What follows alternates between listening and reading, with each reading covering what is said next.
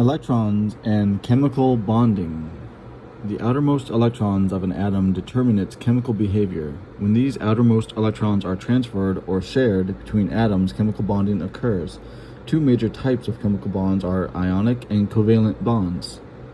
Ionic bonds recall that an atom is electrically neutral because it has equal numbers of protons and electrons.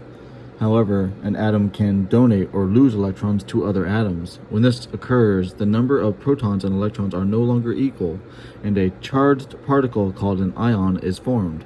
After an atom loses an electron, it has one more proton than it has electrons, and it is positively charged. A sodium atom, Na, can lose an electron to become a positively charged sodium ion, Na+. Figure 2.4a. After an atom gains an electron, it has one more electron than it has protons, and it is negatively charged. A chlorine atom, Cl, can accept an electron to become a negatively charged chloride ion, Cl negative.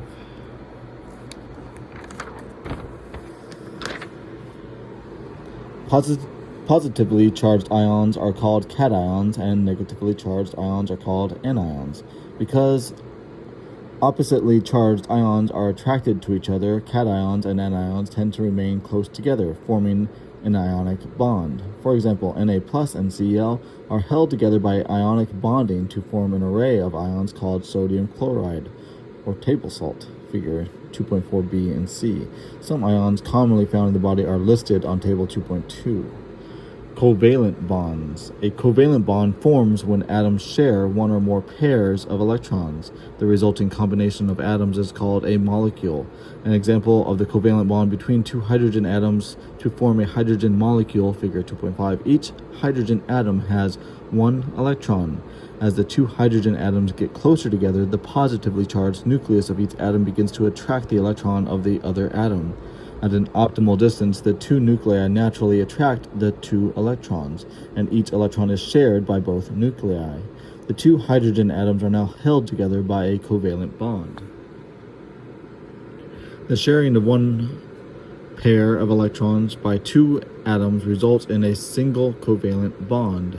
A single line between the symbols of an atom involved, H, represents a single covalent bond.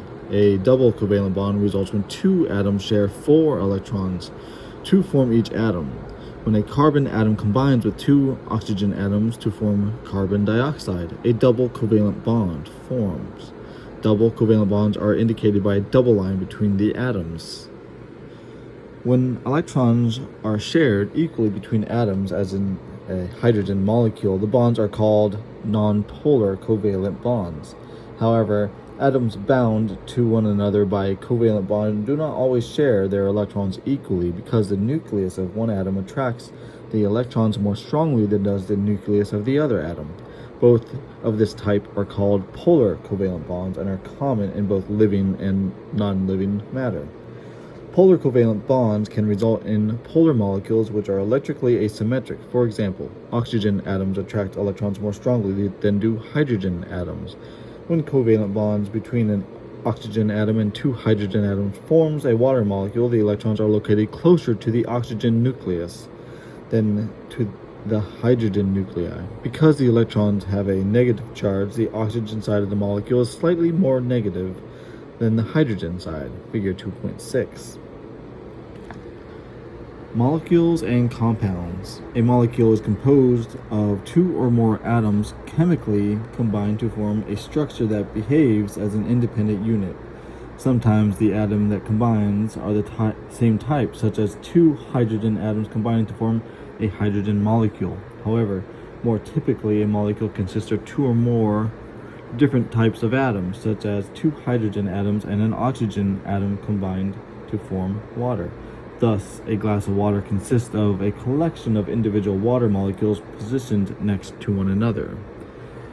A compound is a substance resulting from the chemical combination of 2 or more different types of atoms.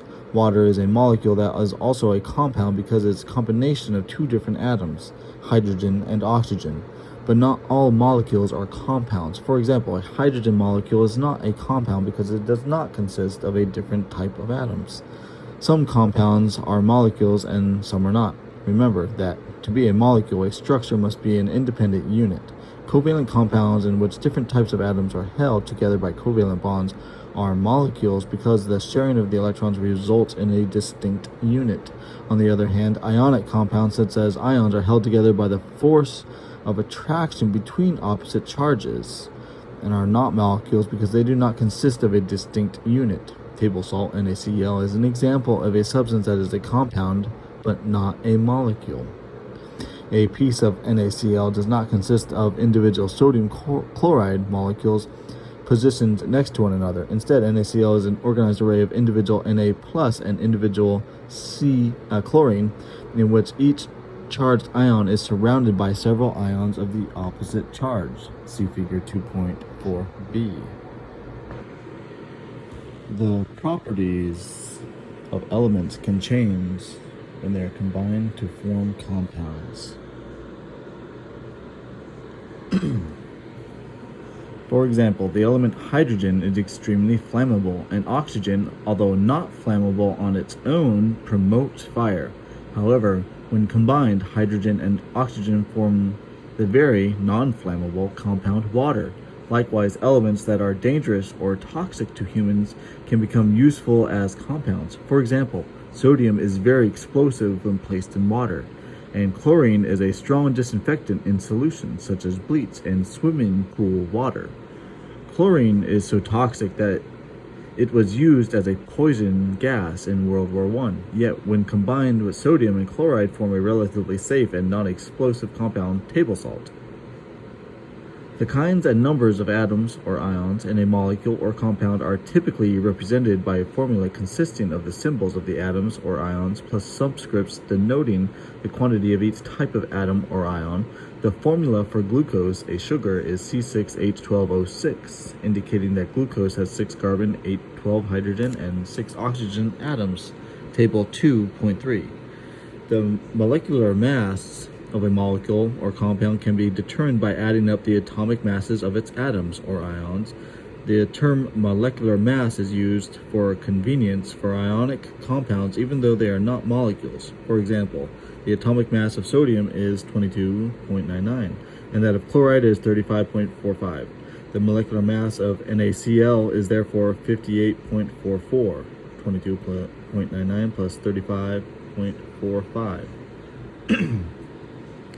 Intermolecular forces. The weak electrostatic attractions that exist between the oppositely charged parts of molecules or between ions and molecules are called intermolecular forces. These forces, which are much weaker than the forces producing chemical bonding, include hydrogen bonds and the properties of solubility and dissociation. Hydrogen bonds. Molecules with polar covalent bonds have positive and negative ends. Intermolecular force results from the attraction of the positive end of one polar molecule to the negative end of another polar molecule. When hydrogen forms a covalent bond with oxygen, nitrogen, or fluorine, the resulting molecule becomes very polarized. If the positively charged hydrogen of one molecule is attracted to the negatively charged oxygen, nitrogen, or fluorine of another molecule, a hydrogen bond forms. For example, the positively charged hydrogen atom of water molecule form hydrogen bonds with the negatively charged oxygen atoms of other water molecules. These hydrogen bonds are essential for the unique properties of water. Section 2.3. Hydrogen bonds play an important role in determining the shape of complex molecules. The bonds can occur between different polar parts of molecule to hold the molecule in its normal three-dimensional shape. See proteins and nucleic acids, DNA and RNA, in section 2.4. Table 2.4 summarizes the important characteristics of chemical bonds, ionic and covalent, and intermolecular forces, hydrogen bonds, solubility and dissociation. Solubility is the ability of one substance to dissolve in another. For example, sugar dissolving in water. Charged substances such as sodium chloride and polar substances such as glucose readily dissolve in water, whereas non-polar substances such as oils do not. We all have seen how oil floats on water. Substances dissolve in water when they become surrounded by water molecules if the positive and negative ends of the water molecule are more attracted to the charged ends of other molecules than to each other. The hydrogen bonds between the ends of the water molecules break and water molecules surround the other molecules, which become dissolved in water. When ionic compounds dissolve in water, their ions dissociate or separate from one another because cations are attracted to the negative ends of water molecules and anions are attracted to the positive ends of water molecules. When NaCl dissociates in water, sodium chloride ions separate and water molecules surround and isolate the ions, thereby keeping them in solution. Figure 2.8. When molecules, covalent compounds, dissolve in water, they usually remain intact even though they are surrounded by water molecules. Thus, in a glucose solution, glucose molecules are surrounded by water molecules. Cations and anions that dissociate in water are sometimes called electrolytes because they have the capacity to conduct an electrical current, which is the flow of charged particles. An electrocardiogram, ECG, is a recording of the electric currents produced by the heart. These currents can be detected by electrodes on the surface of the body because the ions of the body fluid conduct electric currents. Molecules that do not dissociate form solutions that do not conduct electricity and are called non-electrolytes. Pure water is a non-electrolyte. Maintaining the proper balance of electrolytes is important for keeping the body hydrated, controlling blood pH, and ensuring the proper function of muscles and nerves. Under most conditions, including moderate exercise, the body's usual regulatory mechanisms are sufficient to maintain electrolyte homeostasis. However, people engaging in prolonged exercise, such as competition in a triathlon, are advised to consume sports drinks containing electrolytes. In an emergency, administering intravenous solutions can restore electrolyte and fluid balance.